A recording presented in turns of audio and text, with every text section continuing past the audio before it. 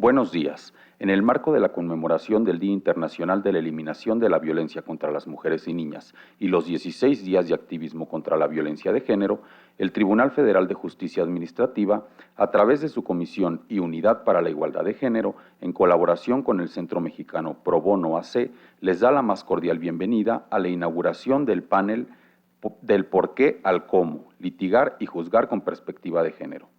Saludamos con respeto a las personas que nos acompañan en este auditorio y a quienes siguen la transmisión en línea. Agradecemos el valioso apoyo de las personas intérpretes de lengua de señas mexicana, María Isabel Cristina Breña Ruiz de Chávez y Eduardo Daniel Maya Ortega. Extendemos una calurosa bienvenida a las autoridades y personalidades que integran el Presidium. Es un honor contar con su presencia para inaugurar este evento. Magistrada Zulema Mosri Gutiérrez, presidenta de la segunda sección de la Sala Superior y de la Comisión para la Igualdad de Género del Tribunal Federal de Justicia Administrativa.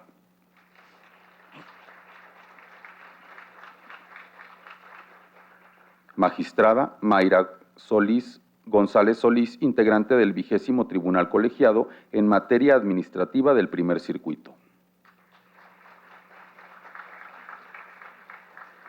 Magistrada Patricia del Arenal Ureta, integrante del 14º Tribunal Colegiado en materia de trabajo del Primer Circuito de la Ciudad de México. Maestra Melisa Ayala García, socia en Ayala Arcipreste Abogadas. Licenciada Aranza Ashley Charles Romero, coordinadora de Justicia por Ellas en el Centro Mexicano Pro Bono. Maestro Alejandro Catala Guerrero, presidente del Consejo del Centro Mexicano Pro Bono AC. Licenciada Amanda Nayeli Ponce Orozco, representante de la Secretaría de las Mujeres de la Ciudad de México. Para comenzar, le pedimos a la magistrada Zulema Mosri, presidenta de la Comisión para la Igualdad de Género, nos brinde un breve mensaje. Buenos días, muy buenos días, qué gusto que estén aquí con nosotros esta mañana. Saludo con mucho respeto a las personas, a las mujeres y a este señor que nos acompañan aquí en el Presidium, de manera muy especial a mi compañera y compañero de Sala Superior, magistrada Ariana Camacho, el magistrado José Ramón Amieva. Gracias por estar aquí presente, es muy valiosa su presencia. Guerrero es presidente del Consejo Directivo en Centro Mexicano Pro Bono y socio de BASCAP. También a las magistradas de este tribunal que siempre han manifestado su compromiso con los temas de derechos humanos, sobre todo a ustedes, compañeras, personas que nos acompañan, panelistas, colegas. Como presidenta de la Comisión para la Igualdad de Género de este tribunal, claro que sí, les doy la más cordial bienvenida a este evento conmemorativo del Día Internacional para eliminar todas las formas de violencias, ya reconocido en nuestra Constitución las múltiples violencias en la última reforma constitucional publicada en noviembre del año pasado, de 2024, y por supuesto también en el marco de los 16 días de activismo en contra de la violencia de género. Y aquí nos convoca esta reflexión de transitar del por qué al cómo incorporar la perspectiva de género, tanto en los asuntos que llevan las distintas, diríamos, operadoras jurídicas. Mira, le damos aquí la más cordial bienvenida a la magistrada Paula García Villegas Sánchez Cordero. Nos sentimos muy contentos que estés con nosotros, Paula, gracias. Bueno, vamos empezando. Pero bueno, les digo que estamos aquí para analizar en este panel del por qué al cómo juzgar y litigar, por supuesto, con perspectiva de género. Pero también estamos aquí porque queremos que se presente este manual de herramientas jurídicas para la atención de mujeres en situación de violencia. Es una iniciativa del Centro Mexicano Pro Bono, con quienes tuvimos la fortuna de colaborar y por eso tenemos la organización de este evento. Y yo quiero comentar que no solo se trata de insistir y preguntarnos por qué deberíamos incorporar la perspectiva de género como categoría de análisis en la resolución de los asuntos, sino realmente qué herramientas de derechos humanos tenemos o de cuáles debemos disponer para que sea efectiva esta perspectiva de género.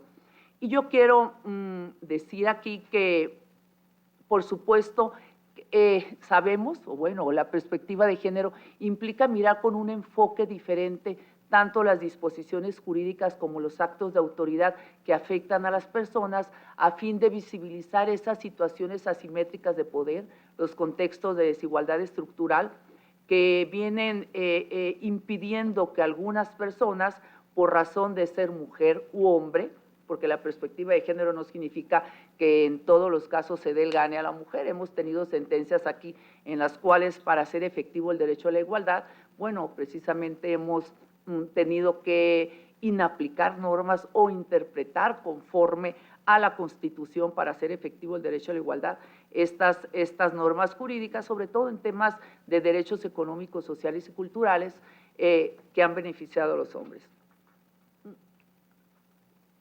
Quiero decirles que, bueno, la justicia ya no es ciega. Afortunadamente, ya tenemos estas nuevas perspectivas para garantizar o generar condiciones para que ésta alcance a las mujeres y a las niñas y sobre todo a las personas en situación de vulnerabilidad.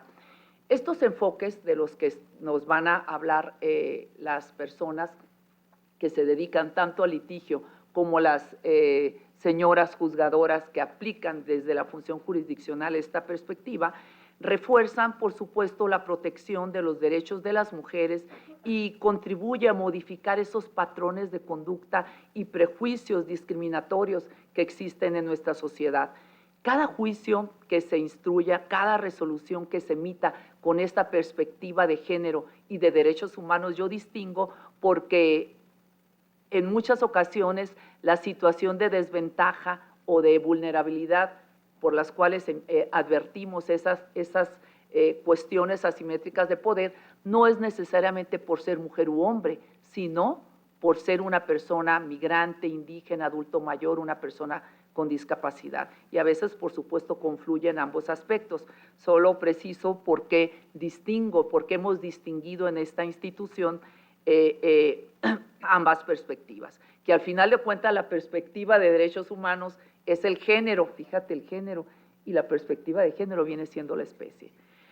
Y esta justicia definitivamente viene a transformar la vida de las personas si les llega tiempo. Como ustedes saben, durante muchos años el derecho administrativo fue considerado como aquellos en los cuales sería muy difícil en materia fiscal o en materia administrativa aplicar esta perspectiva de género. Sin embargo, en este tribunal hemos dado cuenta, después de, bueno, ya tenemos más de 10 años de manera formal haciendo estos concursos de sentencias emitidas con perspectiva de género y de derechos humanos, pues hemos dado cuenta que esas visiones pues están muy alejadas de la realidad. Ya hemos dado cuenta de estas sentencias en materia administrativa mediante estos concursos que se ha promovido a través de la Comisión para la Igualdad de Género. Y esto ha evidenciado que sí es posible transformar en esta justicia administrativa federal la vida de las personas. Se han identificado situaciones asimétricas de poder, cuestiones que implican una desventaja que impide a las personas acceder a los derechos. Se encuentran presentes magistradas, compañeras, compañeros, bueno, que inclusive han sido reconocidas. Está aquí mis compañeras, las magistradas, que han pues ya tenido reconocimientos por las sentencias con perspectiva de género. Y quiero decir que en este tribunal hemos trabajado en varias vertientes. Uno de ellos es, para empezar a hablar de esto, teníamos que empezar a sensibilizar a las personas sobre cómo entender estos conceptos para después desarrollar una metodología que pueda impactar esta forma distinta, una sensibilización continua que hemos tenido en la formación y capacitación de derechos humanos, en la promoción de los derechos. Y bueno, yo les invito a las personas de este órgano jurisdiccional a que continúen capacitándose. Cada año pues hemos estado impartiendo este tipo de cursos. Y bueno, yo quiero decir que esta igualdad sustantiva no se construye únicamente desde los tribunales, sino desde las prácticas cotidianas que, pues, que reproducimos y que permiten que se transformen las cosas día a día. Juzgar con perspectiva de género, pues no es opcional, sabemos que es una obligación, ya hay una jurisprudencia de la Suprema Corte que nos impone esta obligación de identificar, de considerar estas herramientas para identificar estas cuestiones que solo que con este enfoque, algunas compañeras les llaman los lentes de la igualdad, algunas le llaman así, se oye bonito, pero bueno, es evidente que no puede haber justicia para todas las personas si ésta no alcanza a todas las mujeres y a todas las niñas. Y sí, claro que hemos avanzado en delimitar, en dar contenido a los derechos humanos con estas sentencias, pero nos queda claro que nos falta mucho por hacer para que esta justicia alcance, pues, a todas las personas, sobre todo aquellas que no saben cómo hablar, cómo pedir, cómo unirse para exigir, muchas que están solas, porque se ven las historias de vida, cada sentencia, cada expediente es una historia de vida. Y siempre decimos, afortunadamente, cada vez vemos a más personas, pues en este caso las personas que litigan, que defienden a las mujeres, a las niñas, y también a niños y a hombres que están en estas situaciones, digamos, de donde se han violentado los derechos humanos. Pero bueno, nos falta mucho por hacer para que realmente la justicia alcance a todas las personas. Hay inclusive estudios que señalan que los tribunales son fábricas de injusticia, porque cuando llegan los asuntos aquí, a veces esa violencia institucional, que una persona juzgadora no aplique la perspectiva de género, implica precisamente esta, ellos le llaman la fábrica de injusticia, pero es violencia institucional o revictimización, porque la omisión del Estado también implica violaciones a los derechos humanos. Entonces, no podemos estar en estos tiempos donde esperemos que el asunto llegue a una persona juzgadora como quienes se encuentran aquí presentes. Inclusive platicábamos antes con el magistrado José Ramón Amieva y con Ariana Camacho, que también han sido promotores desde sus esferas en transformar los derechos de las personas a través de estas metodologías. Y bueno, todavía tenemos desafíos, pero yo quiero pues constatar que seguimos por el camino correcto. Una justicia incluyente significa que pues ninguna persona vea limitados sus derechos por razón de ser mujer u hombre, por razón de género o por cualquier otra condición. Y sobre todo estamos aquí porque tenemos que refrendar nuestro compromiso de continuar contribuyendo a que esta labor que realizamos, pues desde la esfera privada, desde el litigio, pero también como servidores de la justicia, esté a la altura de lo que exige y de lo que merece el pueblo de México. Bueno, yo quiero señalar que en este tribunal, pues el propósito es insistir en esto, por ello estamos en este panel de por qué y cómo litigar y juzgar con perspectiva de género. Yo quiero simplemente decir que no podemos aceptar la injusticia o normalizar que esta sea una condición inherente a la humanidad, ni tampoco normalizar lo que les ocurre pues todos los días a tantas mujeres y niñas. Hay cierta información que es visible para todos, pero han surgido también mujeres valientes que han escrito sus historias. Yo recuerdo este libro de una activista, de las integrantes de las paritaristas en Guadalajara, que escribió Cartas a mi violador, donde al final de cuentas queda claro que después, detrás de la puerta de cada hogar, no se sabe qué es lo que sucede. Este es el caso de violencia sexual a una niña de 4 años durante muchos años por parte de un familiar directo de ella. Entonces, a partir de que ellas empiezan a expresar estas historias, nos damos cuenta que también es necesario impulsar una política pública de este trabajo social en el cual las personas, el Estado pueda llegar a dentro de las casas mediante la observación en las escuelas, en diferentes espacios. Para ello, bueno, insisto en el tema de política pública, para poder realmente garantizar el derecho a todas las personas y niñas a vivir una vida libre de violencia y de discriminación por razón de género. Yo solo quiero terminar esta bienvenida que les doy a ustedes que hacen posible esto. Yo las respeto y valoro mucho su trabajo, por ello pues decidimos y les pedimos que nos acompañaran esta mañana. Gracias a nombre de esta institución por su tiempo, por su disposición. Bueno, solo quiero terminar con las palabras de Angela Davis, quien señaló que no estoy aceptando las cosas que no puedo cambiar, sino que estoy cambiando las cosas que definitivamente no puedo aceptar. Y esta es la convicción que debe guiarnos día a día.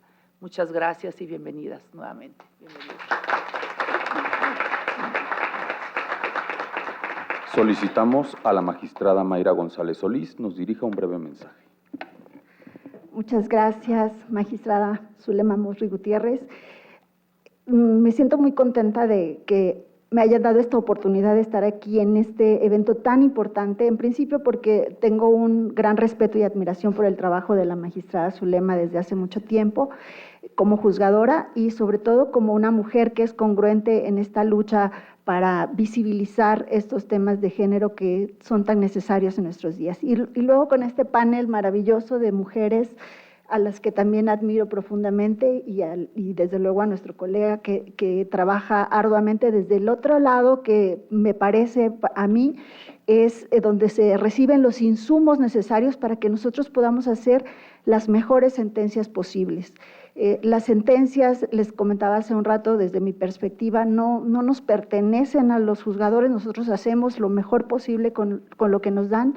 Esas sentencias verdaderamente, sobre todo aquellas que van en avanzada de derechos humanos, le pertenecen a todos los justiciables que no se han rendido pese a las incomodidades que han encontrado y tropiezos en su camino. Entonces, hay que reconocer que este tipo de eventos, pues que nadie se equivoque, no son eventos meramente políticos, son eventos que realmente ayudan a seguir poniendo estos bloques para construir un país mejor, un país más igualitario, en el cual se visibilizan temas que a veces son, como decía, incómodos, pero que tenemos que trabajar en conjunto desde la academia, desde el litigio, desde la jurisdicción, desde luego, y de manera también, siempre lo he considerado así, multidisciplinariamente.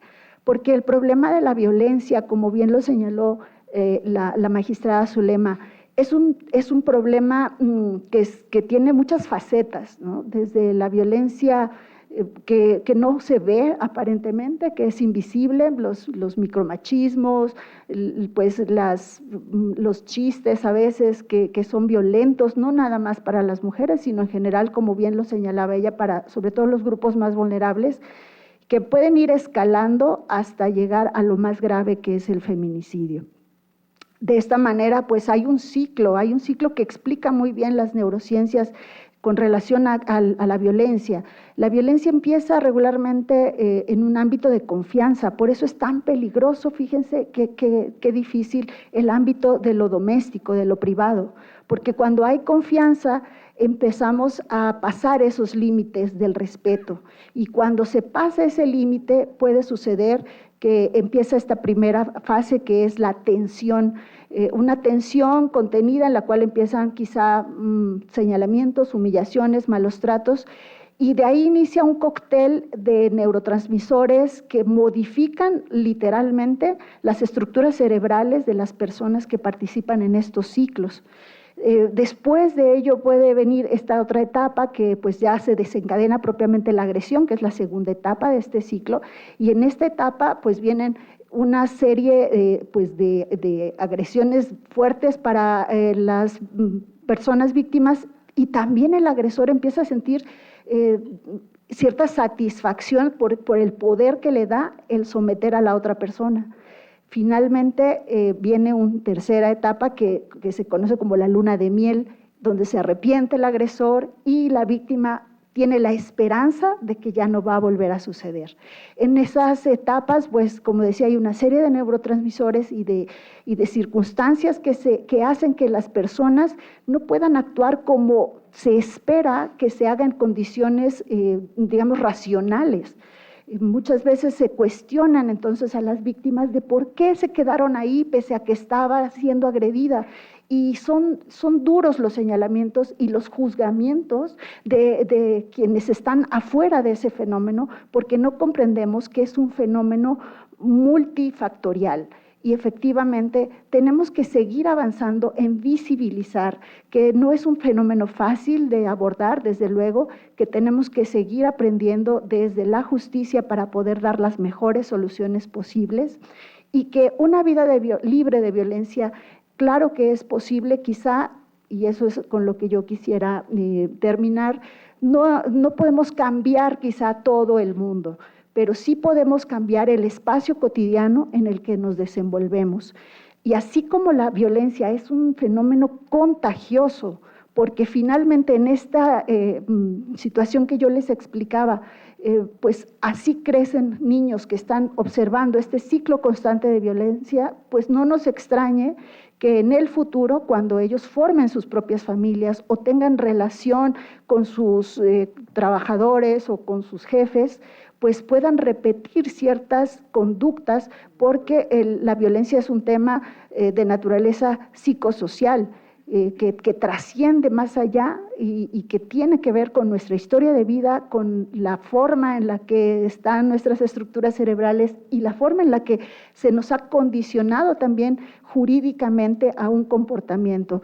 Cuando no se castiga la sanción, pues es fácil para el agresor seguirlo haciendo. De ahí que también es importante que nosotros sigamos haciendo sentencias ejemplares en ese sentido y restaurativas hasta lo más posible para que podamos romper estos ciclos. Entonces, pues yo solo les agradecería nuevamente la invitación, mi reconocimiento, porque quienes estamos aquí creo que tenemos este compromiso de seguir construyendo espacios libres de violencia, y lo podemos hacer por lo menos en nuestro pequeño lugar, en nuestra pequeña familia, y observar para poder cortar los ciclos es esencial.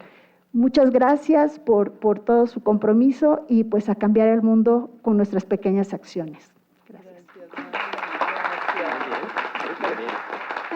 Tiene el uso de la voz la magistrada Paula María García Villegas Sánchez Cordero, integrante del primer Tribunal Colegiado de Circuito en materia administrativa, especializado en competencia económica, radiodifusión y telecomunicación. Muchas gracias por su presencia, gracias a la señora magistrada Zulema Morri. Es una mujer con enorme entereza, una mujer valiente, resiliente también, y con la dignidad que nos muestra cómo es lo único que no se pone en venta, la dignidad. Bravo, Zulema, porque lo has demostrado mucho. Porque los golpes han sido fuertes, Zulema, y sigues, pero bien plantada. Igualmente, a las mujeres y a quienes nos acompañan, gracias por estar usted también aquí en el Presidium, y este tiempo que nos están regalando, porque ya es difícil estar en lugares en donde presencialmente escuchan a las personas.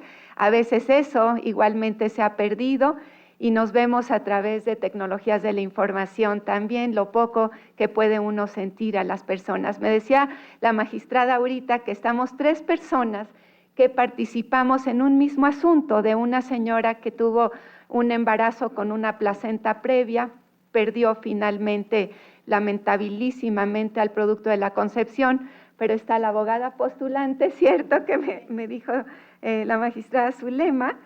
Está también la señora magistrada y una servidora. Entonces tuvimos las 3 esta visión de perspectiva de género, de empatizar y de no revictimizar, y palabra de honor que no nos conocíamos ninguna de las 3. Nos juntó Zulema, ella fue nuestro destino. Entonces, ¿qué reflexiones quiero hacer en estos minutos que me están regalando también?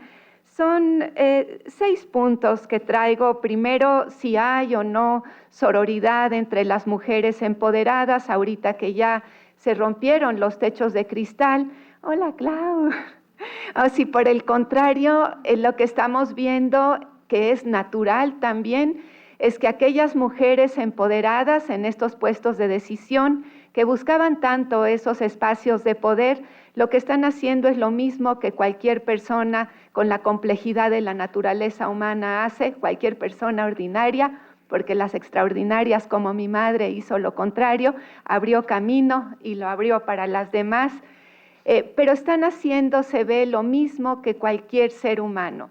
Estoy únicamente con mi gente, estoy únicamente con quienes son acordes a un pensamiento y con todo respeto lo digo, y la perspectiva de si llega una, llegamos todas, lo someto a un escrutinio de si es así o si por el contrario no es así, y hay discriminación entre las propias mujeres empoderadas. Por cierto, van a decir, es que a ti te está pasando, no, porque soy todavía juzgadora hasta 2027 y me he mantenido aislada del mundo exterior porque así he querido proteger, salvo estos 2 meses de campaña, que lo tuve que hacer, tuve que aprender que existía algo más allá que las 4 paredes de un órgano jurisdiccional. Mi mente sí se transportaba a los lugares. Ya estoy acostumbrada a la violencia, yo tengo 30 años violenta, entonces ya. También fue violentada. Ya, sí, pero el punto es que no aplica para mí porque he decidido tomar la postura y la función jurisdiccional para mantener mi independencia, la imparcialidad, la objetividad que nos obliga a estar separada de las partes y separada en alguna medida de todo lo que, sí, consciente de lo que sucede, eso es lo que extraño, pero sí separada de las partes en una forma de aislamiento institucional para poder servir mejor, porque es la función de un juez. Ahora, entonces sí, la reflexión es si realmente la sororidad entre mujeres empoderadas existe, si el famoso vocablo no llegó sola, llegamos todas, realmente aplica, o es propio de la naturaleza humana únicamente estar en sectores en donde quienes llegan manejan a sus propias mujeres y a las propias personas con las que quieren estar. El segundo aspecto que quiero comentar con ustedes es si las mujeres empoderadas están revictimizando de una manera indirecta a las víctimas con este lenguaje de sí denuncia, sí queremos una vida libre de violencias, sí tienes derecho a que no te acosen sexualmente. Se abre este camino, pero cuando se denuncia y el hombre forma parte de un grupo de poder específico y no hay todavía esa barrera que se supere, se protege en particular a ese hombre o a esos hombres, por ejemplo, que tienen puestos en el servicio público. Y acuérdense que la perspectiva de género es creerle a la mujer. Si una mujer dice, mi hermano me violó, si una mujer dice, o mi medio hermano, que ya para la legislación civil se considera, no hay distingo entre si es hermano de madre o padre, y se dice, se traen a todas las mujeres y se condiciona a esas mujeres, tienes que apoyarlo, pues allá hay, como reflexión lo digo, y como mujer que ha vivido aislada también lo digo, que tengo muy claros mis valores, tengo muy claro mi formación y muy clara mi voz también. Me dicen que su sentencia ganó premio, las mías también han ganado en la cumbre judicial iberoamericana. Entonces, y ha abierto, ¿por qué hablo en primera persona el singular aquí? Porque el apellido materno antes que paterno que llegó a la Corte fue una sentencia del Juzgado Segundo, Feminicidios del Estado de México, igualmente sentencia que se puso a escrutinio internacional para premio, quedó al final con una sentencia argentina, pero el gobierno mexicano en ese entonces la tiró, porque era feminicidios del Estado de México, justamente el Ejecutivo Federal era de ahí. Entonces, hablo desde la garantía con ustedes que he sido una juzgadora, que tengo ese reconocimiento no buscado, pero donde sí he materializado cosas a favor de las mujeres. Entonces, bajo ese esquema es que tengo que la vida me ha dado la cortesía de poder pronunciarme sobre temas de manera adelantada, como siempre lo he hecho, y temas que nadie se atreve a posicionar precisamente por la forma en la que están actuando las mujeres empoderadas. Entonces están protegiendo a hombres que han transgredido a mujeres, ya sea sexualmente o de una manera tampoco ni tan burda, de si una mujer toma la decisión de tomar un cargo que era de elección popular porque fallece su esposo, y ya con eso, si no tiene una mentalidad o si no tiene una forma de hablar que es acorde a los intereses de quien sea, no importa de quién sea, entonces ya se le tacha de fascista. ¿Qué es eso? ¿Qué violencia? Y nadie levanta, o una persona levanta la voz y el resto de las mujeres se le van encima a esa otra mujer. ¿Qué es eso de violencia institucional tan lamentable sobre la cual no se atreven a levantar la voz porque te la silencian? Entonces, tenemos un 25N, 25 de noviembre, Día Internacional para que no haya violencia en contra de la mujer, y prácticamente se hace toda una, se permea socialmente y toda una política pública, políticas jurisdiccionales, políticas legislativas, pero en realidad no se da. Y los ejemplos son recientes inclusive. Entonces, se protege a los hombres que están en puestos de decisión, que violentan a mujeres y que las propias mujeres protegen a esos hombres. Y paralelamente se habla del 25N, de la vida libre de violencia en contra de la mujer. Y se les revictimiza doblemente. Pero no solo eso, sino genera un mal precedente. Y el mal precedente también es, por ejemplo, tratar de ponerse al lado de un funcionario público que es particularmente atractivo físicamente y que después otro funcionario público hable de superhéroes o superheroínas. Eso es un lenguaje que revictimiza también y que minimiza a la mujer, y las mujeres peleando por estar al lado de un hombre porque es atractivo, que sin duda lo es físicamente. ¿En dónde está la responsabilidad en el servicio público? Lo atractivo o no de un funcionario público soltero, eso se ve afuera de la oficina, pero no dentro de las oficinas.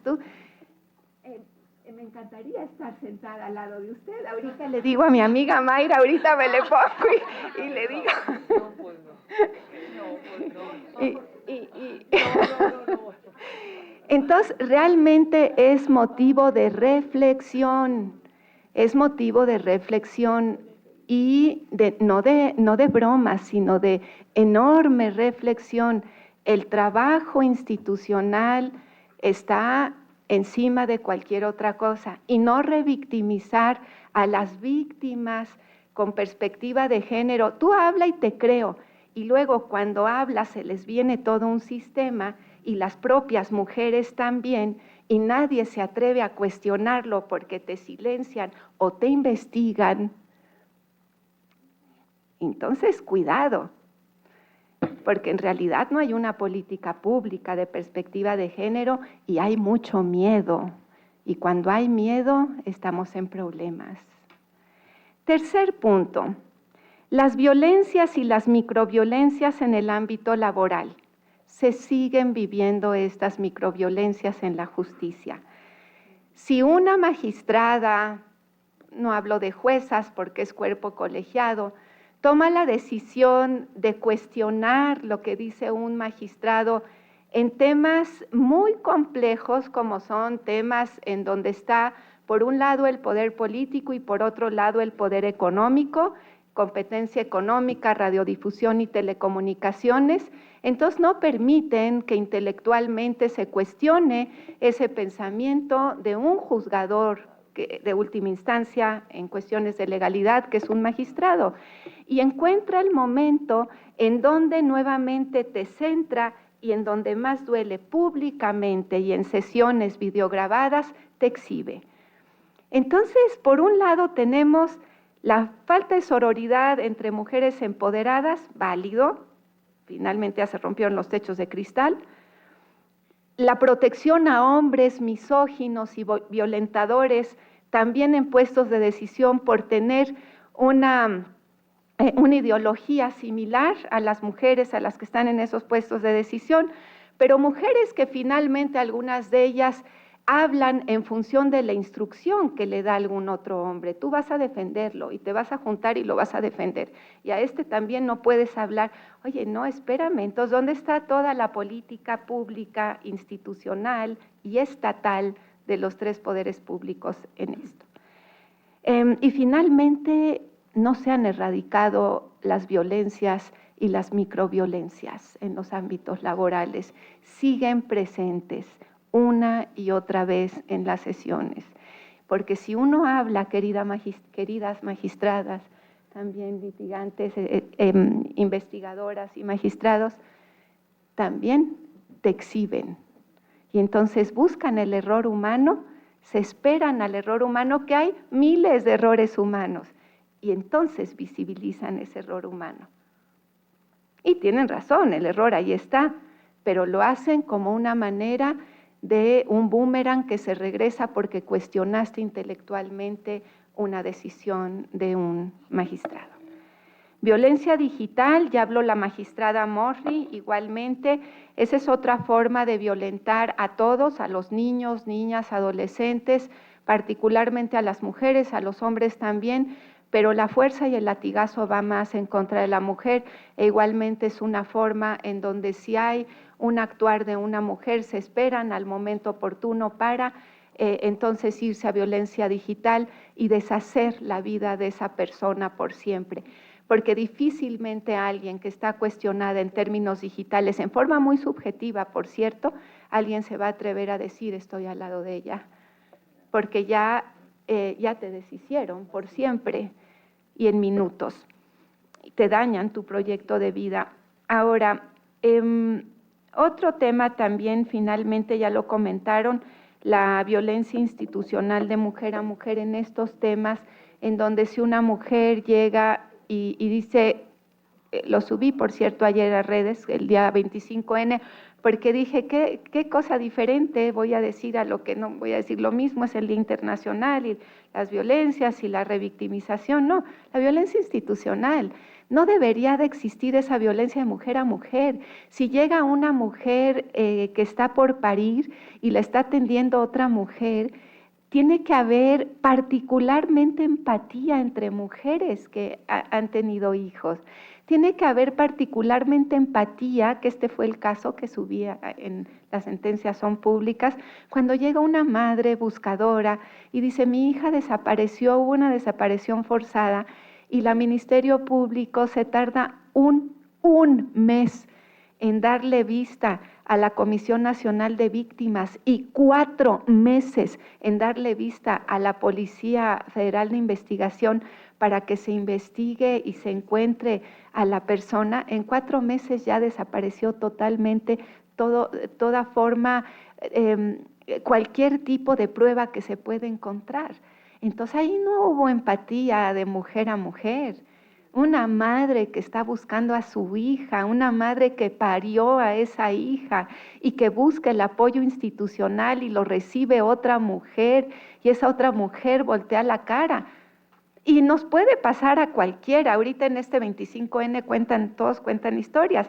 A mí me deshacen el coche, me quitan todo porque hay bandas de personas que les gusta el bajeno de los vehículos. Entonces fui y dije, bueno, tengo que dejar el precedente como buena ciudadana, voy a ir a denunciar, nada más que quede la estadística, porque luego dicen que todo va bien, pero porque no hay estadísticas. Y durante la campaña a mí me dijeron, afortunadamente me agarraron confianza en todos los estados, y yo traía, les doy mi palabra de honor, al país aquí en la mano de cómo estaba el país, en qué entidades federativas. Hay algunas, de ahorita ya no tiene sentido decir cuál, pero en donde reclasifican los delitos para que la estadística sea distinta. Entonces, cuando alguien dice, no, en mi entidad federativa yo fui el mejor gobernador porque miren la estadística, bajaron delitos, en esa entidad federativa es en la que reclasificaban los delitos. Y dicho de primera fuente, entonces sacan después, a ver, cometiste estos actos ilegales y de presunta corrupción. No, mi entidad federativa era la mejor. Oye, se reclasificaban los delitos. Entonces las estadísticas no son confiables tampoco. Ahora, esa es violencia institucional también.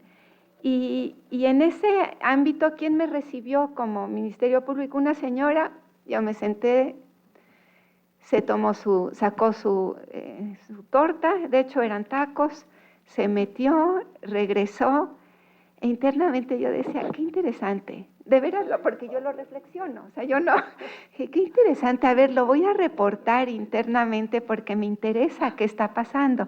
Había un letrero que decía aquí se atiende rápido, un teléfono rojo, denuncia al funcionario que no te atiende bien. Y después de todo esto, saca les digo, sus tortillas, se mete y me veía y yo analizaba y analizaba. ¿Qué viene aquí a denunciar? No, pues desvalijaron mi coche. Se regresa, sigue con sus actividades personales. Era domingo, no había nadie.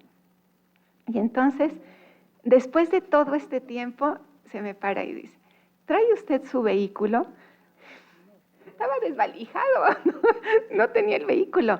Y me tiene que traer el vehículo, pero además, ¿por qué no me dijo al principio, oiga, trae su vehículo y tiene que llegar el otro Ministerio Público, lo tiene que revisar? No, se esperó 3 horas y dije, esa es violencia de mujer a mujer, porque me midió, me vio, me estudió, y estaba Ricardo, usted es testigo, Ricardo, y salí 3 horas después, pero salí con una gran sonrisa, porque a mí me sirve para tener el pulso del país esto. Más allá de buscar que no me digan las cosas o no, me sirve, porque entonces son experiencias en donde si tú escuchas a alguien que dice las cosas están así o los ilícitos han bajado y a ti ya te dijeron cuál era el pulso, entonces lo conoces y quien tiene la información tiene mucho. Entonces me salí muy contenta, desde luego ya no regresé, y esa fue la violencia institucional. Y el último punto que les quiero comentar después de, espérenme, aquí lo puse con el número 2 que traía, a ver dónde quedó, aquí. Es la violencia, que esa sí ya traigo tiempo con esa, a niños y adolescentes hombres. A mí me parece que el Estado, con esta política pública en donde está mandando el mensaje con toda la furia y fuerza del Estado de los hombres son violentos, denuncia, mismo que te revictimizan, por cierto, ¿en dónde están los derechos de niños y de adolescentes? La Convención sobre los Derechos del Niño, la Ley General de Derechos de Niñas, Niños y Adolescentes, pero para el niño está creciendo con una generación de la culpa, es violencia institucional, estatal, que no diferencie entre las violencias en contra de la mujer y la violencia como política pública tratando de visibilizar el acoso sexual y los distintos tipos de violencia hacia niños y hacia adolescentes. Viven una tragedia los niños cada 8M, viven una tragedia los niños cada 25N. Y cuando uno le pregunta a un adolescente, ¿qué opinas? Porque a mí me lo encargaron también en la Ibero, había cuando daba clases el muchachito de 19 años, los hombres somos violentos, dijo el niño, el muchachito de 17 años. Y le dije, correcto, vamos a ver al final de la clase. Se me salió una chica, se fue, me fue a acusar la dirección, y al final de la clase la conclusión fue, algunos hombres son violentos. Algunos hombres son acosadores. Traen una carga los hombres encima, pecho tierra. ¿Qué es eso? Y al violentador lo protegen. ¿Qué es eso? El mundo de cabeza. Voy a proteger a los niños y a los adolescentes en esta oportunidad que me está dando la magistrada Zulema. Si no fuera por ella, yo no podría levantar la voz. Si no me diera este espacio a la magistrada Zulema, nadie me la da, porque siempre he sido libre pensadora, y eso me ha llevado a la soledad también, pero he aprendido a abrazarla, porque me siento tan bien de haber levantado siempre la voz, siempre, bueno, hasta ahorita tuve la razón en lo que levanté la voz en forma adelantada, pero esto, los niños y los adolescentes con esta política de Estado. Ayer me llegó en el trabajo un memo justamente de la política, lo ponen hasta arriba, las autoridades, en morado estaba, política estatal para visibilizar las violencias, denúnciala. Si ve un niño y un adolescente, esto de por sí, la carga que traen, no, defenderé a los niños y a los adolescentes, porque siempre he defendido a quienes están en una situación de desventaja. Así como defendí de manera adelantada a las mujeres y me enfrenté con toda la estructura del Estado, ahorita lo voy a hacer por quienes tienen una situación de desventaja en forma congruente y consistente. Muchísimas gracias. No, gracias a ti. Ay, no, me hiciste llorar. Con esto damos formalmente por inaugurado el panel. Pedimos a nuestras invitadas de honor que por favor desciendan del presidium y tomen sus lugares asignados en la primera fila, y solicitamos a nuestras panelistas y al moderador tomen su lugar en el presidium.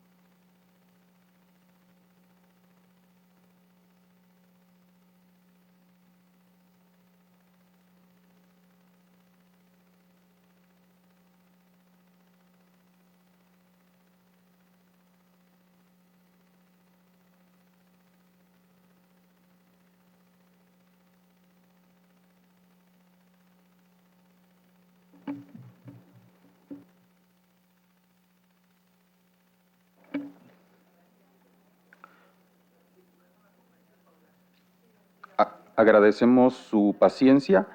Ahora me permito presentar al moderador de este panel a través del siguiente video. El maestro Alejandro Catala Guerrero es presidente del Consejo Directivo en Centro Mexicano Pro Bono y socio de Basham, Rich y Correa, con más de 25 años de experiencia profesional especializados en litigio penal y civil. Se graduó como abogado en 1994 en la Universidad Nuevo Mundo. Posteriormente realizó estudios de posgrado en la Universidad Panamericana. Dentro de Basham ha sido socio desde 2006 en la oficina de Ciudad de México y forma parte activa del comité ejecutivo de la firma. Su práctica se caracteriza por un fuerte enfoque en delitos de cuello blanco, asesorando tanto a corporaciones mexicanas como internacionales en litigios complejos. A nivel institucional participa activamente en redes legales globales. Además, ejerce un rol institucional relevante como presidente de la Comisión de Inteligencia Corporativa y de Gestión de Riesgos de la International Chamber of Commerce, México. Su trayectoria ha sido reconocida por prestigiosas publicaciones. Por ejemplo, figura en Who's Who Legal como uno de los principales litigantes en la región, especialmente en el ámbito penal y corporativo. Sin más, le cedemos el uso de la voz al maestro Alejandro. Muchas gracias. Muy buenos días a todas y todos. Para mí realmente es un gran gusto y privilegio estar en este panel. He estado en varios paneles, creo que este es de los más honrosos en los que he estado por el tema que es. Moderar este panel para mí es, insisto, muy honroso del por qué, y hay una paréntesis, ¿por qué? Porque hay que hacer justicia. Yo estudié Derecho para hacer justicia. Esa es mi intención como litigante. Al cómo litigar y juzgar con perspectiva de género, ese cómo es lo que voy a comentar ahorita más adelante. Y dentro del cómo lo más importante es la responsabilidad. Hay que hacer las cosas de manera responsable. El litigante tiene que tener la bandera de profesionista y de responsabilidad antes que cualquier cosa. Este tema, pues desde luego nos lo van a poder ilustrar de manera excelente nuestras panelistas. Yo les puedo decir que como litigante ya de hace varios años, el especialista en la materia se forma a través del estudio constante. La experiencia, que es sumamente relevante para poder atender asuntos, y desde luego el buen entendimiento del litigio. Hay que entender que hay jugadores víctimas, hay jugadores responsables de los hechos, hay autoridades, hay que tener un buen entendimiento de ese litigio. Si voy a ser litigante, hagámoslo bien, hagámoslo con ética, hagámoslo con estrategia. No vayamos ahí si no voy a dar el 100% de mi responsabilidad a quien lo merece y a todos los jugadores y las partes en este litigio. La perspectiva de género debe tratarse como tal, como una especialidad en la materia. Si yo no entiendo la perspectiva de género, puedo atender otros asuntos. No atiendas un asunto donde tienes que aplicar la perspectiva de género. El litigante, insisto, tiene ese grado de responsabilidad. La perspectiva de género es una materia peculiar que implica una atención especial. Insisto, con gran responsabilidad y conocimiento pleno de las leyes que la regulan. Vuelvo al tema, soy litigante es porque conozco, estudio, pero tengo que perfeccionarme y tengo que especializarme en la materia que voy a representar. El litigante, como un buen profesionista, debe observar en todo momento la ética y honestidad en su trabajo, siempre atendiendo a su estrategia responsable y dedicada al asunto a atender en particular. ¿Y por qué hago énfasis en esto? Porque si yo no soy plomero y me están pidiendo que haga un trabajo de plomería, pues no lo voy a hacer. Lo mismo ocurre con el litigante. Yo respeto a todos los abogados, a todas las personas que estudian Derecho. Hay corporativistas excelentes, hay laboralistas excelentes, hay muchos buenos abogados en muchas materias. Pero si vas a litigar, tienes que saber hacerlo. Si vas a litigar, tienes que entender que hay mucha responsabilidad. Y si vas a litigar un asunto de perspectiva de género, hazlo con la perspectiva de género. Esa víctima, esas personas relacionadas, para ellos y ellas, son los asuntos más importantes en su vida. Punto. Hay que saberlo atender. Yo he confirmado plenamente la importancia de saber atender asuntos con perspectiva de género, aplicando los valores que ya comenté y sobre todo la gran responsabilidad que ello implica. No es sencillo tratar con alguien que sufre algo que para ellos y ellas es lo más importante. No es sencillo. ¿Y cómo lo vas a atender? Aplicando tu responsabilidad, tu experiencia y tu buen trabajo. Incluso se puede uno apoyar en peritos y profesionistas especializados en situaciones particulares de esta índole. Por supuesto que hay que apoyarse en ellos. Un psicólogo, un psiquiatra va a saber decirte, está pasando esto en esta víctima. Y tú lo vas a entender como litigante. Y no es lo mismo atender algo porque leíste el artículo 224 a atender un asunto donde entiendes el fondo del problema, en donde entiendes a la persona que está sufriendo esa situación, o al que a lo mejor está sufriendo una injusticia y que también tiene derecho a que se le atienda su asunto. Y hay que revisar criterios de nuestros tribunales, como ya lo decía la magistrada Zulema, muy atinadamente. Nosotros tenemos nuestra grado de responsabilidad como autoridades, claro, y es de manera conjunta, tanto el litigante como la autoridad. ¿Y a dónde queremos llegar? A hacer justicia, eso es todo. Bueno, pues creo que desde luego serán nuestras panelistas expertas quienes nos expondrán con conocimiento y enfoque de este tema. Les agradezco mucho que estén todos y todas aquí. Y vamos a iniciar. Al respecto, presento a Aranza Charles, que nos va a introducir en el tema el papel de las organizaciones civiles en el acceso a la justicia para mujeres en situación de violencia. Y brevemente comento, Aranza Charles es licenciada en Derecho por la Facultad de Derecho de la Universidad Nacional Autónoma de México y candidata para ingresar a la especialidad de Derecho Constitucional en la misma universidad. Adicionalmente, realizó un semestre de movilidad internacional en la University Augsburg en Alemania. En 2025 fue seleccionada a nivel regional en el programa Prácticas para el Acceso a la Justicia, iniciativa del Cyrus Vance Center for International Justice, para coordinar y liderar el proyecto Justicia por Ellas, en alianza con el Centro Mexicano Pro Bono, donde elaboró el Manual de Herramientas Jurídicas para la Atención de Mujeres en Situación de Violencia, edición 2025, y que a mí me consta y que es una gran labor, y ahorita lo vamos a presentar, y coordinó el curso de Herramientas Jurídicas para la Defensa de Mujeres en Contextos Vulnerables, que es lo que hace que estemos hoy en día aquí. Y actualmente es catedrática de la Facultad de Derecho de la UNAM, impartiendo la asignatura Derechos Humanos de las Personas en Situación de Vulnerabilidad. Aranza, te cedo la palabra. Muchas gracias, maestro Catalá. Y antes de tocar este tema tan importante, quiero agradecer a las panelistas que se encuentran el día de hoy, a la moderación del maestro Catalá en representación del Centro Mexicano Pro Bono, y también al Tribunal Federal de Justicia Administrativa, especialmente a todo el equipo de la magistrada Zulema Mosri, quien nos dio esta cordial invitación. Y quiero recalcar que este panel tiene un significado muy importante en este 25N y los 16 días de activismo que van de conmemorar, bueno, más bien tratar de eliminar la violencia contra la mujer.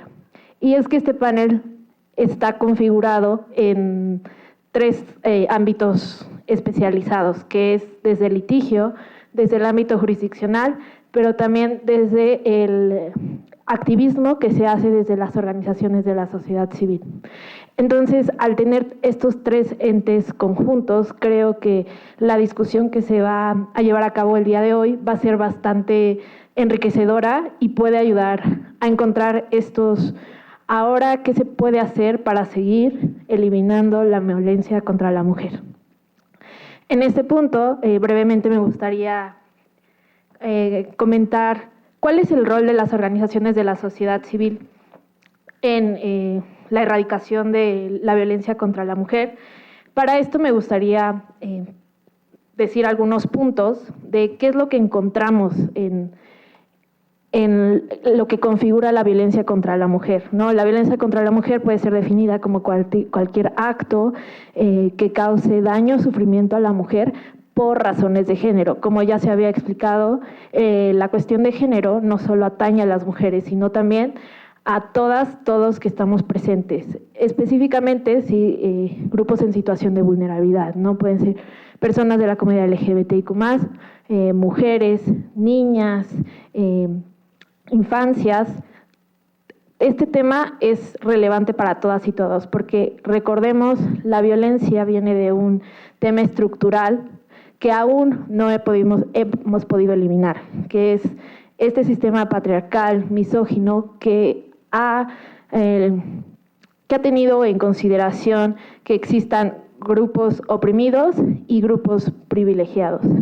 Bajo esta perspectiva, a mí me gustaría enfocarme en decir algunos puntos de las barreras que aún enfrentan las mujeres en el acceso a la justicia. Uno de esos es las legislaciones que no se traducen en recursos efectivos para garantizar los derechos. El segundo, la revictimización causada por estereotipos y sesgos en la atención e investigación durante el proceso jurisdiccional. 3, la desigualdad económica y barreras de accesibilidad de servicios encargados de la procuración y administración de justicia, y también el desconocimiento y la falta de información respecto a las vías de acción disponibles para las personas. En este sentido, el rol de las organizaciones de la sociedad civil es clave.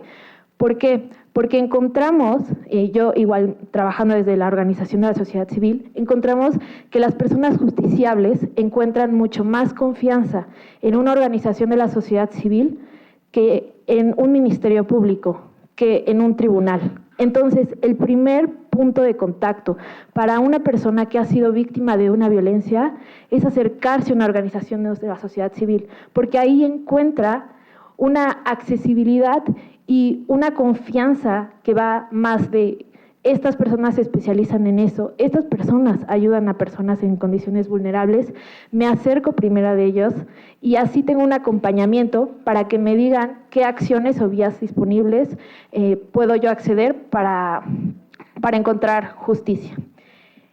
En ese sentido, quisiera también recalcar que las organizaciones de la sociedad civil, este proceso de acompañamiento que se lleva a cabo, también se puede evidenciar en todos los diagnósticos, el monitoreo que se hace dentro de una sociedad para poder visibilizar las violencias.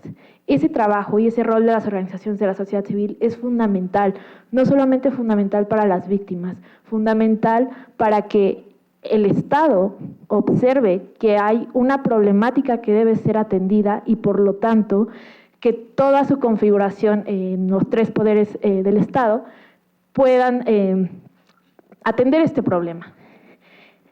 Además, también las organizaciones de la sociedad civil fortalecen procedimientos de capacitación en materia de género y derechos humanos. Algo que se dijo en el panel inaugural es que las personas juzgadoras y todas las personas servidoras públicas deben continuar con estos procesos de capacitación en torno a derechos humanos, perspectiva de género, enfoque interseccional y en general todo el control de convencionalidad que desde el 2011 pues, viene muy a flote. También otros temas que tal vez no los pueda abordar en su totalidad, pero sí me gustaría dejarlos en la mesa, es el enfoque de justicia transicional que se ha visto que las organizaciones de la sociedad civil llevan a cabo, ¿no? Los litigios estratégicos, la cuestión de, no vamos a llevar este caso a judicializar, pero sí lo vamos a difundir, vamos a utilizarlo como una punta de lanza para que otras personas puedan decidir si es su caso, quieren hacerlo judicializable o no. Y el otro es el acompañamiento comunitario, que como lo mencionaba, es lo que hacemos en las organizaciones de la sociedad civil. Llegan muchas personas queriendo tener esta atención, ¿no? Desde Centro Mexicano Pro Bono, llegan personas que buscan, es que necesito este apoyo legal pro bono porque yo no tengo recursos para pagar un abogado de calidad. Entonces, confían en las organizaciones de la sociedad civil. Y a la par, las organizaciones de la sociedad civil debemos de trabajar con todas las instancias para poder, en colaboración, eliminar la violencia contra la mujer. Muchas gracias. Gracias. Gracias, Aranza, y lo hiciste en el tiempo exacto. Bien, felicidades. Y nada más quiero hacer un par de comentarios breves de lo que comentaste muy atinadamente y te felicito. Creo que algo muy relevante, y lo vimos con la anécdota que nos platicó la magistrada Paula, que por cierto me encantaron las intervenciones de nuestras magistradas previamente, el funcionario que está ahí debe de interesarle hacer justicia. ¿Qué pasa? Si yo soy el centro delantero de un equipo y no me interesa hacer goles, pues no estés ahí. Si yo estoy ahí, tengo esa responsabilidad porque tengo que procurar hacer justicia. No me tiene que interesar más los tacos, ni las tortillas, ni mis temas. Viene una persona con un tema, con una situación que, insisto, para esta persona es muy grave, le tengo que dar esa atención y tengo que procurar hacer justicia. Si ese no es en mi mente no está, procurar hacer la justicia, entonces no seas un funcionario público. Así es simple. Y viene en todo lo que estábamos comentando de las organizaciones de la sociedad civil, la relevancia de hacer el pro bono. Si no apoyamos quienes de alguna manera estamos en este rol, si no apoyamos esas organizaciones, las organizaciones no van a poder solas. Son vulnerables en muchas ocasiones. Entonces, tenemos esa obligación, los abogados tenemos esa obligación. Yo siempre he dicho, así como cuando te casas y dices, te seré siempre fiel, cuando te haces abogado, haré siempre pro bono. Tenemos esa obligación y esa responsabilidad, y es por eso que yo siempre trato de promover ese pro bono, porque el trabajo pro bono es lo que va a ayudar a estas organizaciones a hacer realmente de sus objetivos que resulten viables. Me gustaría ahora ya pasar a la presentación de la maestra Melisa Ayala García, a quien le agradecemos mucho esté aquí con nosotros, con el tema El litigio con enfoque de género, retos y aprendizajes. La maestra Melisa Ayala García es abogada con mención honorífica por el Instituto Tecnológico Autónomo de México. Cuenta con maestría en Derecho, LLM, por la Harvard Law School. Es abogada especializada en Derecho Constitucional y Derechos Humanos. Dentro de su experiencia profesional se ha dedicado a la defensa de los derechos sexuales y reproductivos y la erradicación de la violencia política en razón de género.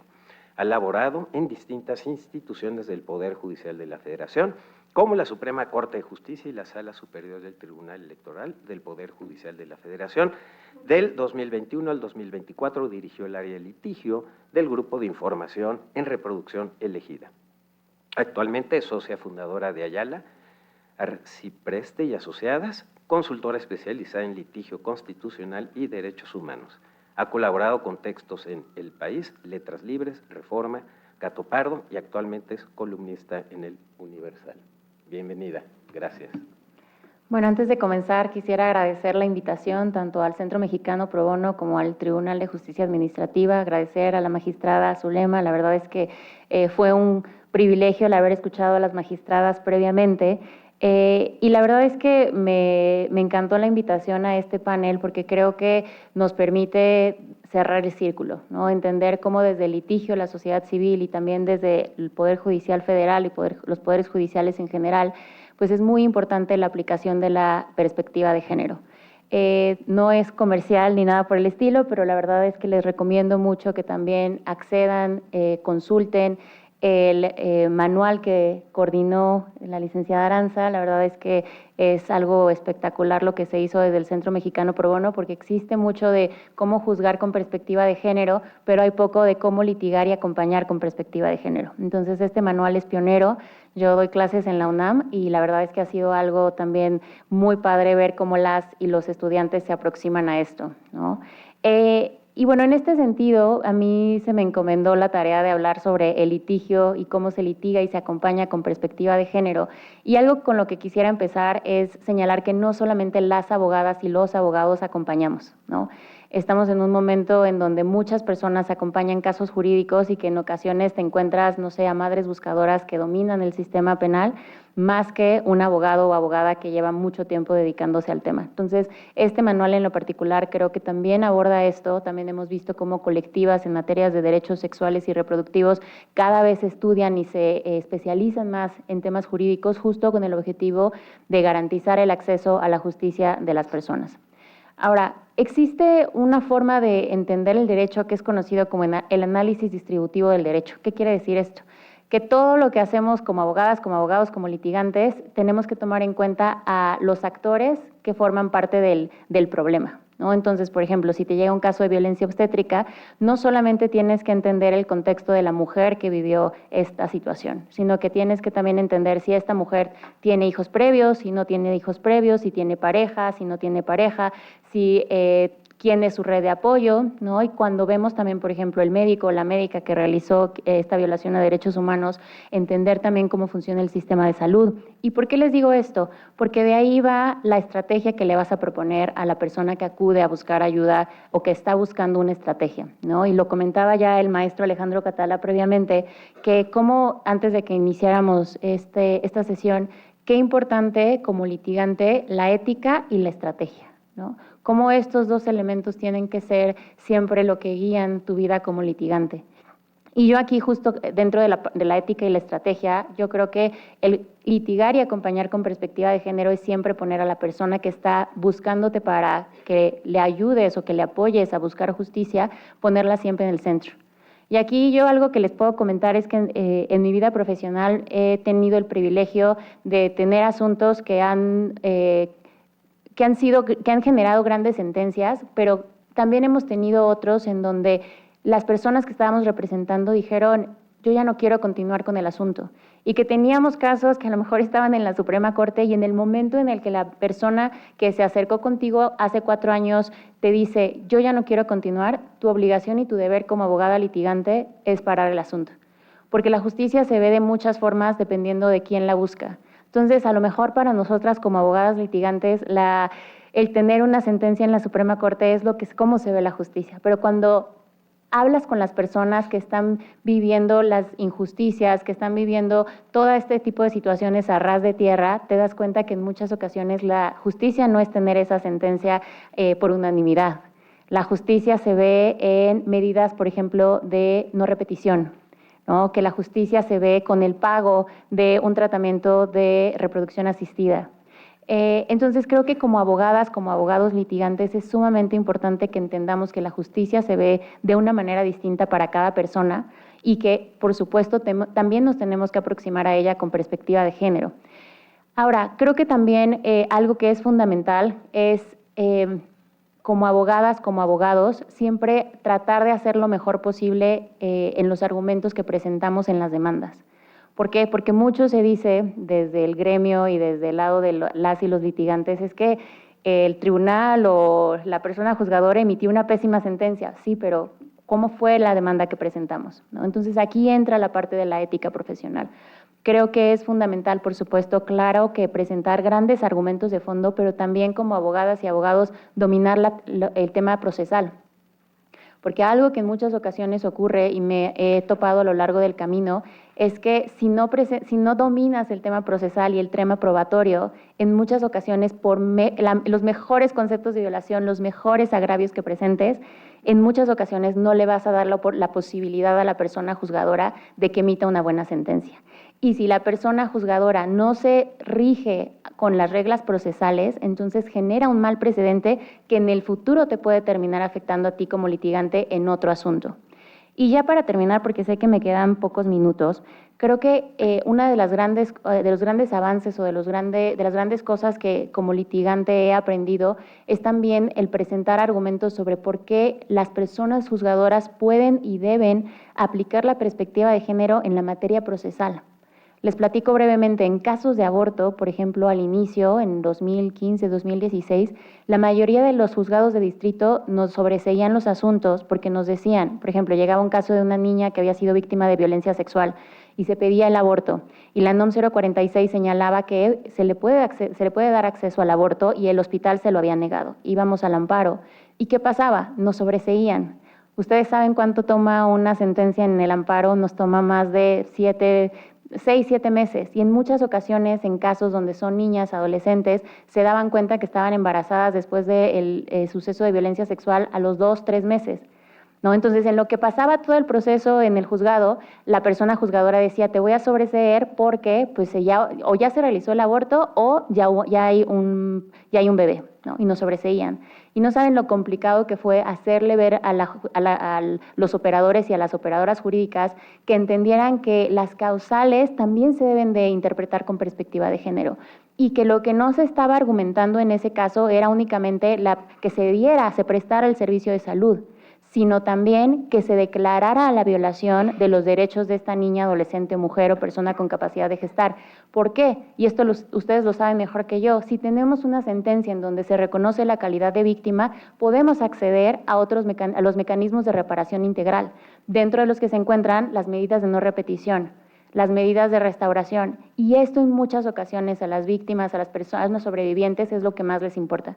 Entonces, qué importante que desde el litigio también presentemos argumentos novedosos y que busquemos aliadas y aliados que también quieran escuchar esto, ¿no? Entonces, celebro y agradezco la oportunidad de estar aquí, y además la verdad es que todas las mujeres y nuestro colega que están aquí han realizado una gran labor. Las magistradas con las que he tenido el privilegio de compartir panel, la verdad es que han emitido sentencias sumamente importantes, y yo la verdad soy fiel creyente que el país también se cambia con sentencias. Muchísimas gracias.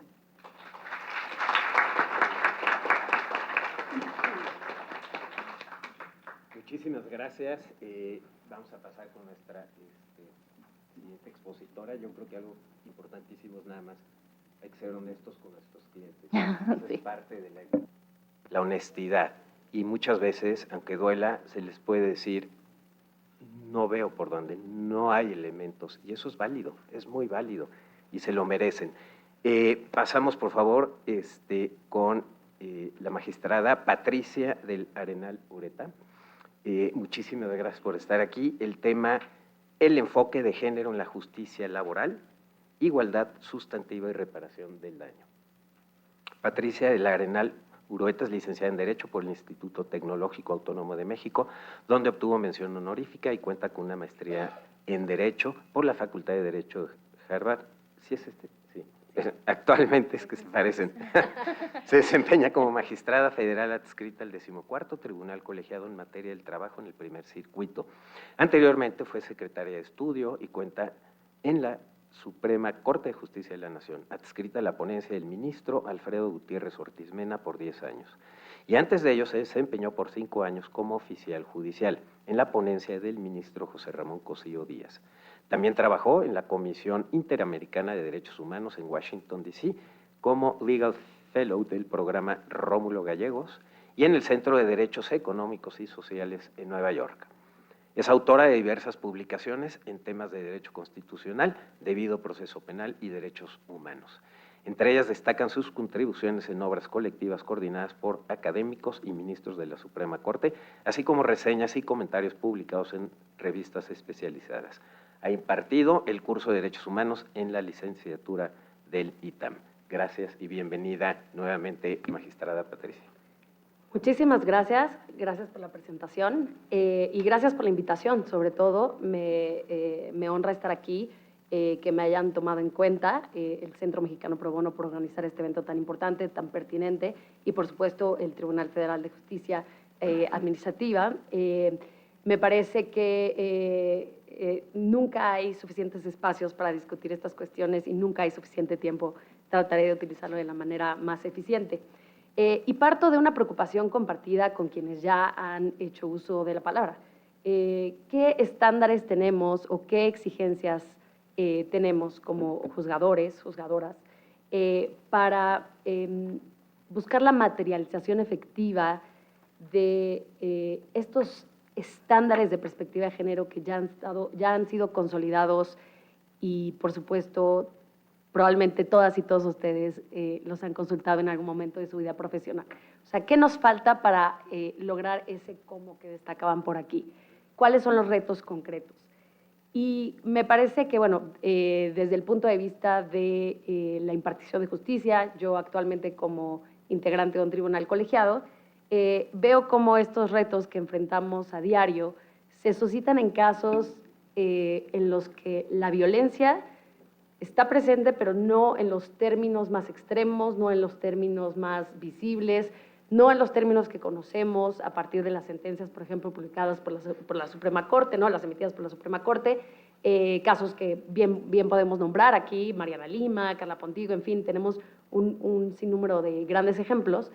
Y me doy cuenta ya a nivel práctico en la justicia cotidiana de los tribunales colegiados y, por supuesto, la justicia ordinaria, que no todos los casos son así de obvios, ¿no? No todos los casos traen estos elementos extremos y, sin embargo, requieren una perspectiva de género y, por supuesto, que deben ser resueltos así para lograr reparación, como bien decía Melissa. Y cuando venía a la plática me preguntaba qué caso podía compartirles, porque muchos de estos que me han tocado a mí analizar, pues realmente son casos de justicia cotidiana, casos que, emulando las palabras de una mentora mía, no son muy sexys. Sin embargo, tienen en el fondo una enorme complejidad, sobre todo de aspectos técnicos y probatorios, y que demuestran las enormes áreas de oportunidad que siguen estando ahí para cultivar una cultura de impartición de justicia sensible al género. Y este caso, que me gustaría compartirles muy brevemente, es un caso que solamente denominaré el caso Carolina, por la quejosa que está ahí, y no daré, por supuesto, mayores datos sobre su nombre. El caso Carolina básicamente trata sobre algo que ocurre prácticamente todos los días en este y otros países. Es una mujer que trabaja en una dependencia pública y que recibe una notificación, no solo ella, sino también otros compañeros de trabajo, en el sentido de que hay una política institucional nueva que implica la supresión de plazas. Con motivo de esto, ella, por cierto, esto es muy importante, es trabajadora de confianza, y con motivo de esto, ella se presenta ante su jefe directo y le dice, te pido que por favor reconsideres mi caso, no me incluyas en la política de supresión de plazas porque me encuentro embarazada en este momento. No le da aparentemente mayores detalles acerca de esto, como tiene información acerca de la fecha, cuántas semanas de gestación tiene, nada de esto lo sabemos. Y eso sí, manda un escrito al área de recursos humanos diciendo estoy embarazada y considero que esto debe ser reconsiderado para efectos de que no me despidan. ¿Qué pasa? Es un reclamo cotidiano, es un reclamo que se combina con otro aspecto que parece muy burocrático, ¿no? Esta supresión de plazas. Por supuesto, sabemos que ya hay jurisprudencia a la segunda sala que dice que cuando una mujer embarazada, aunque sea trabajadora de confianza, alega esta condición, pues no puede ser despedida por esa causa, ¿no? Y se le debe reinstalar. Esa es la reparación básica, esto ya está doctrinalmente muy consolidado y la segunda sala tiene una jurisprudencia muy valiosa en ese sentido.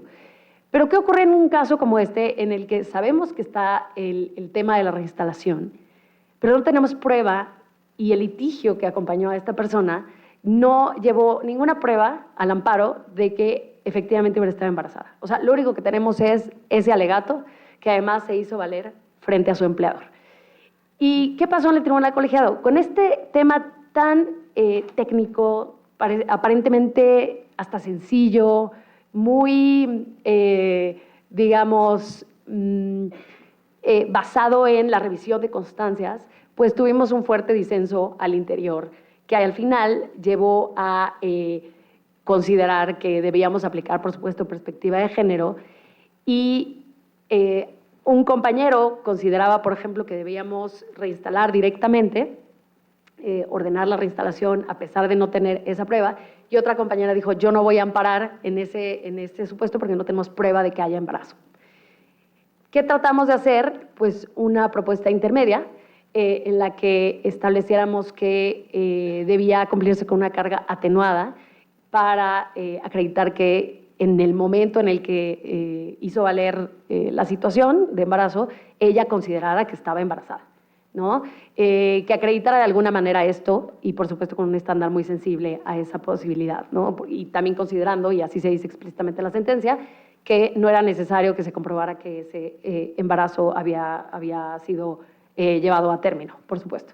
Entonces, al final fue una postura que refleja el consenso de tres cabezas que piensan de manera diferente, como ocurre en los tribunales colegiados, pero que es muy interesante porque revela, por supuesto, el enfoque que hemos detallado aquí, ¿no? Como el acompañamiento del caso por parte del litigio, que seguramente acompañó a esta persona, pues no fue lo suficientemente fuerte como para acompañar una constancia de algo mínimamente, ¿no? Nada. Y nos dejó al Tribunal de Amparo, básicamente, la responsabilidad de tener que solamente resolver con base en ese escrito que ella mandó al área de recursos humanos y, por supuesto, partiendo de la veracidad de su dicho en aquel momento con su empleador. Entonces, había elementos muy débiles probatoriamente para poder decir, te reinstalo, y quedó sujeto a un estándar de prueba atenuada. ¿Qué quiero decir con esto? ¿Por qué un caso así? ¿Por qué les quería compartir un caso así? Bueno, muy brevemente, porque ya me estoy pasando de mi tiempo, me parece que refleja perfectamente el tipo de inquietudes que debemos seguir trabajando. Infinitas áreas de oportunidad desde el punto de vista del litigio, y cómo nos invita a pensar en la perspectiva de género como una herramienta para los casos de todos los días, para la justicia cotidiana. No necesariamente para estos casos tan groseros, tan evidentes, que por supuesto necesitan ese acompañamiento, pero también para los casos, digamos, en los que el perpetrador o la perpetradora pues son un poco más difusos, ¿no? No es necesariamente un empleador motivado por razones discriminatorias, también un empleador que decide recortar plazas por razones presupuestales.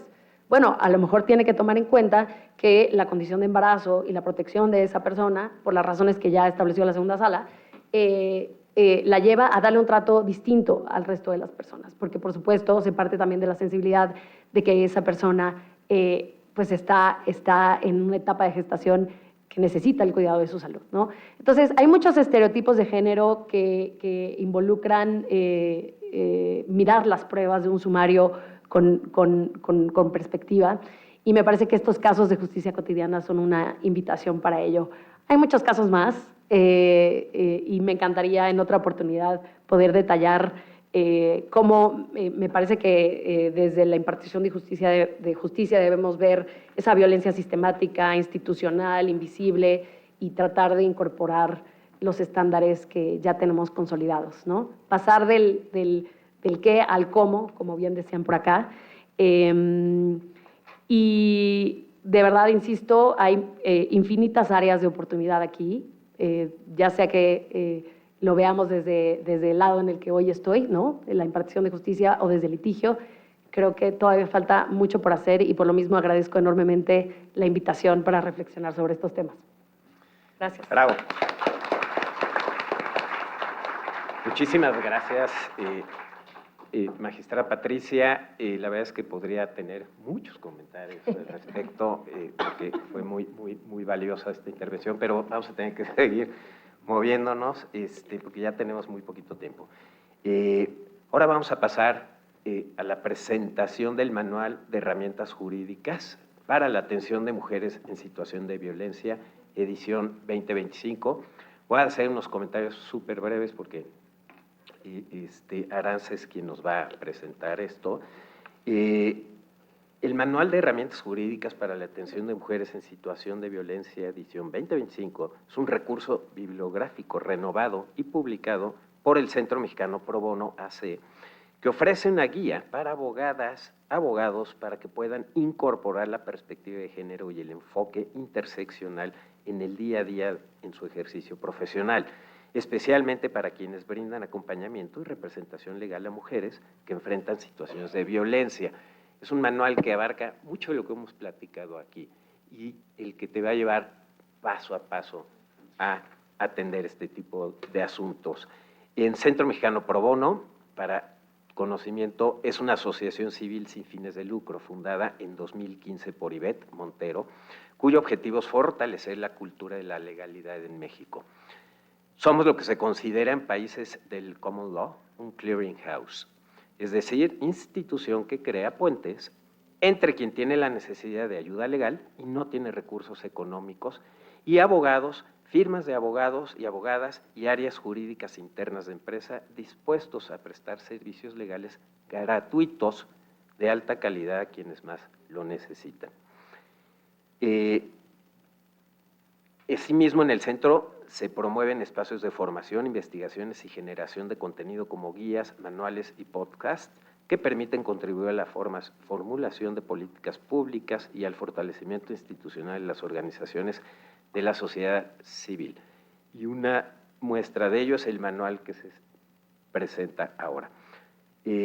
Por último, ya no hay tiempo, le cedo la palabra a Aranza para que nos haga esta presentación. Gracias, Aranza. Gracias, y una disculpa por los tiempos.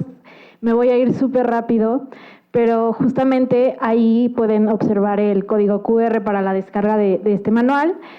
Y también comentarles que este manual surge de la colaboración que se hizo con el Cyrus Vance Center for International Justice en el marco del programa Prácticas para el Acceso a la Justicia, que tiene como fin tratar de que abogadas recién egresadas de la carrera puedan coordinar un proyecto de interés público y de derechos humanos durante un año. En ese contexto es que surgió este manual, ¿no?, que también fue publicado en 2023. Entonces se hizo la actualización de este trabajo. Y bueno, ¿qué es lo que aporta el manual? Ahora yo quisiera responder esta pregunta de ¿cómo litigar con perspectiva de género? Y bueno, el manual presenta los principales insumos jurídicos en la materia, es decir, derechos humanos de las mujeres. 2, orienta sobre la aplicación de la perspectiva de género como herramienta para garantizar el acceso a la justicia. 3, permite observar cómo se ve el derecho cuando se conforma, cuando se pone a las mujeres en el centro. Y 4, responde a qué, cuándo y por qué utilizar la perspectiva de género. Si bien este panel se llama el por qué y al cómo litigar y juzgar con perspectiva de género, creo que ya se respondió muy bien por qué y cómo juzgar con perspectiva de género. Ahora, con este manual, lo que se pretende es responder a la pregunta de cómo litigar con perspectiva de género. Entonces, me gustaría decirles que este manual tiene 4 capítulos y también mencionar que estos capítulos fueron revisados por las personas que se encuentran en esta presentación, es decir, la maestra Melissa Ayala en el capítulo 1, conceptualización del fenómeno de la violencia contra las mujeres. El capítulo 2 fue revisado por la doctora Rita Muciño, que es el Marco Jurídico Nacional e Internacional de Derecho Humano de las Mujeres a una Vida Libre de Violencia. El tercer capítulo habla sobre los procedimientos penales y laborales de asesoría, acompañamiento y representación en casos de violencia contra las mujeres, y quien la revisora fue la maestra Leslie Jiménez, y el último capítulo fue la revisora, la maestra Georgina Vargas, quien se encargó de la revisión del capítulo de atención legal integral para mujeres víctimas de violencia. En este sentido, me gustaría específicamente abordar el tema del, bueno, en el primer capítulo, yo me gustaría decirles que dentro de este capítulo, además de conceptualizar y todas las cuestiones que engloban la teoría de género, también se establece un apartado de qué ha dicho la Suprema Corte, ¿no?, qué han dicho los tribunales federales respecto a cómo es una resolución con perspectiva de género. Entonces les invito a que los lean, les invito a que visibilicen que no siempre cuando una mujer está en un caso se le va a dar la razón, sino que se debe de primero analizar el caso conforme a los hechos, pero también visibilizando este contexto objetivo y subjetivo que engloba y es parte de los primeros casos, de los primeros elementos de un juzgar con perspectiva de género. También me gustaría señalar que este manual trae mucho la colación del enfoque interseccional. No solo se enfoca en esto es perspectiva de género, sino cómo lo aplico en una niña, cómo lo aplico en una mujer con discapacidad, cómo lo aplico con una persona, una mujer indígena. Bueno, entonces no solamente usar el enfoque de género, sino el enfoque intercultural. Entonces también vale la pena mucho ese análisis. Y por último, me gustaría retomar el último capítulo del manual, que es ya el paso a paso de qué es lo que debe de considerar, ¿no? Como que estas buenas prácticas para que si yo, como abogada, voy a acompañar, o como una defensora de derechos humanos, voy a acompañar a una mujer que es víctima de violencia, a una mujer, o un caso donde encuentro que hay una violencia por razones de género, entonces, ¿qué es lo que se debe de hacer? Estos pasos que se establecen en la presentación, pues, son básicamente buenas prácticas basadas en los estándares internacionales, en experiencia de propias abogadas que han litigado estos casos y cómo los podemos incorporar, ya sea al procedimiento penal o al procedimiento laboral, que es lo que más se enfoca este manual.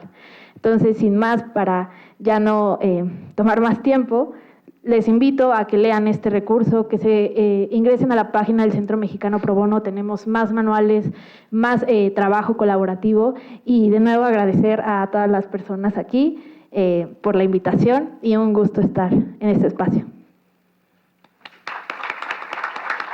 Muchas gracias, Aranza. Y bueno, se había considerado una sesión de preguntas, creo que ya no tenemos tiempo para eso, pero quiero yo dar por concluido el panel del por qué al cómo litigar y juzgar con perspectiva de género en el marco de la conmemoración del Día Internacional de la Eliminación de la Violencia contra las Mujeres y Niñas y los 16 días de activismo contra la violencia de género.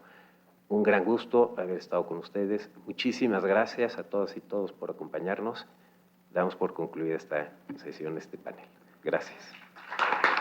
Invitamos a la maestra Laura Montserrat Guzmán Muñoz, directora y secretaria técnica de la Unidad para la Igualdad de Género, proceda con la entrega de reconocimientos. Al maestro Alejandro Catalá Guerrero. Muchas gracias. Muchísimas gracias. Gracias a todos. La magistrada Patricia del Arenal Ureta. Gracias. La licenciada Ashley Charles Romero. Procedemos a la toma de la fotografía, por favor.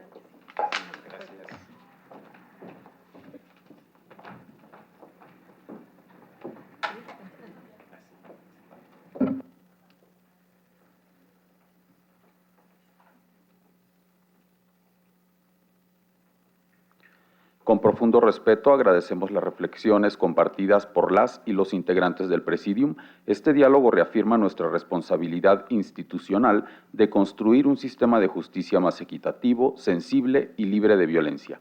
Así damos por concluido el panel del por qué al cómo, litigar y juzgar con perspectiva de género, en el marco de la conmemoración del Día Internacional de la Eliminación de la Violencia contra las Mujeres y Niñas y los 16 días de activismo contra la violencia de género. Agradecemos a todas las personas que nos acompañaron de manera presencial y a quienes siguieron la transmisión en vivo, así como a las personas intérpretes de lengua de señas mexicana por su apoyo durante este evento. Muchas gracias.